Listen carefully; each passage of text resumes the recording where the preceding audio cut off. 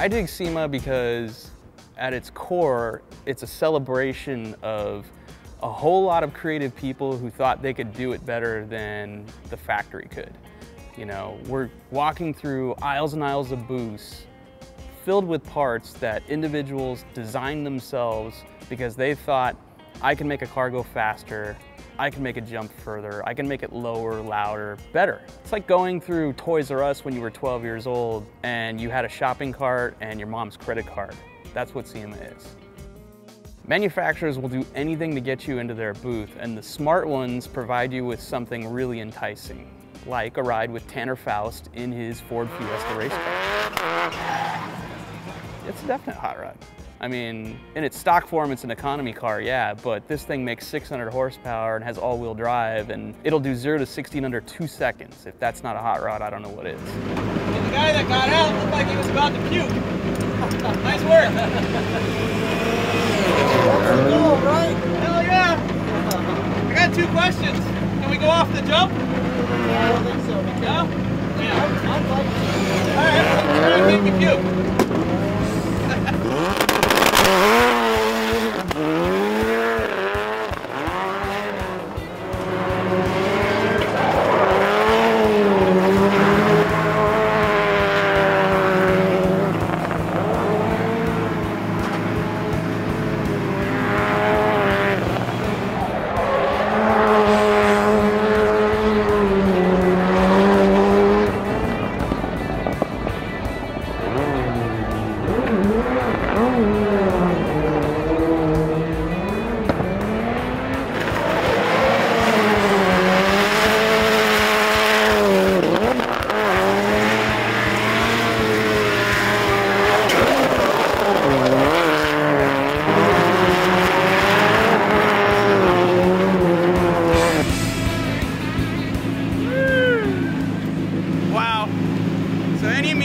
That says SEMA is nothing but work is lying to you, because that was nothing but fun right there. I'm pretty sure Tanner Foust just wrecked a perfectly good set of Cooper tires, all in the name of trying to make me puke. That guy can drive. That guy can seriously drive. My favorite things at SEMA this year, probably first was a '69 Valiant. This thing represents a growing movement in our part of the industry, and that is taking old school muscle cars, keeping the factory patina, stuffing a late model crate engine in it, lowering it, good tires, good suspension. This thing had all of that. It was a car that you could go wheel the hell out of and not worry about scratching because it didn't have a $30,000 paint job on it. I dug it. So I'm a firm believer in the fact that you can hot rod anything, and I mean anything. And SEMA proves that. We had all kinds of crazy stuff there. Probably my favorite, craziest truck I saw there was a FedEx truck that actually had been bagged and body dropped. It laid flat on the ground, but could lift up off with the aid of air suspension and haul a heavy load. This was a legit working FedEx truck that somebody modified.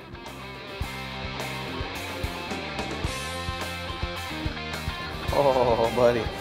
This will be my new best friend right here. Win the lottery, buy one of these, become a hero. Wow. That is a big, big block Chevy. All aluminum, 5-inch bore space, 822 cubic inches. Not too shabby. Yep, add that to the Christmas list. Christmas is coming and I know what I want right there. This is a Copo Camaro. Chevrolet makes 69 of these every year, and it is a drag car. Like, you cannot drive it on the street, you cannot register it. You tow it behind this amazing pickup right here, and you go to the drag strip and you unload it and you run 9-second passes in it. So one of the things most people don't talk about at SEMA is the fact that if you walked every single row of this deal, you've probably covered about 60 miles of carpet. So at the end of the day, your dogs are barking. So my favorite booth, consequently, was the American Racing Wheels booth because they had set up a drive-in movie theater right in their booth, showing the Dukes of Hazzard movie, and I was able to sit there, kick my feet up, and chill. So probably the sickest car at SEMA wasn't even finished. It was a '68 Charger built by Nelson Supercars. And that company is famous for building twin-turboed engines that make ridiculous horsepower. And this year at SEMA, they wanted to prove to the world that they could build an entire car. And they took this Charger and they split it right down the middle and widened it about 6 inches, I think. Just made the whole thing look more muscular. and then stuffed a 2,000 horsepower twin-turbo big block Chevy under the hood. The top of this fuel cell is machined out of a 5-inch thick hunk of aluminum, just one big billet. It's amazing the detail in it because it's got provisions for 2 electric fuel pumps, return lines, filler, like everything.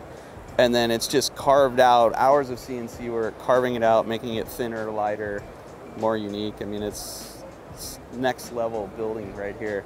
Best car at SEMA right there. The end of my week was the SEMA Cruise, which I'd actually never been to, but this year I got up close and personal with almost every car that actually ran and drove out of SEMA, which was awesome.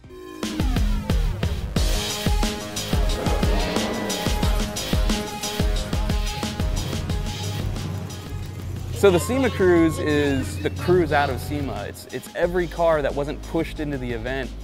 It's driven out the main drag there onto Paradise, and it's become an event all in itself. You know, if you can't get into SEMA, you can get on the sidewalk and you can watch these cars leave. And it's the best part of the week because you get to hear what they sound like. You get to see what they look like when they're rolling down the road. That's pretty much the baddest Tri-5 here at SEMA this year. And I'm really jealous because that thing is rowdy.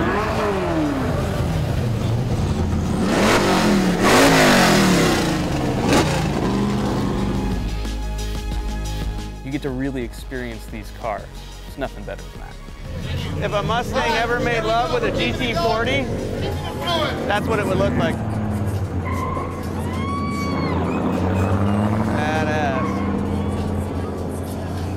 I don't care what anybody says, trucks are hot rods, and that is one of the nicest GMCs you'll ever see.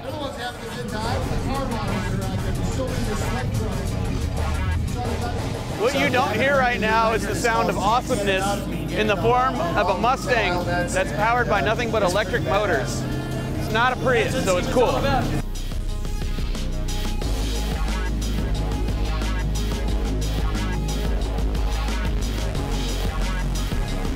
How big is the SEMA show? It brings out all of the celebrities in the automotive world. Chip Goose is less than 20 feet behind me right now on the other side, checking out all the cars leaving right now. It's kind of a big deal. Love it or hate it, that Corvette is eye-catching. It's probably one of the most popular cars of the entire show this week.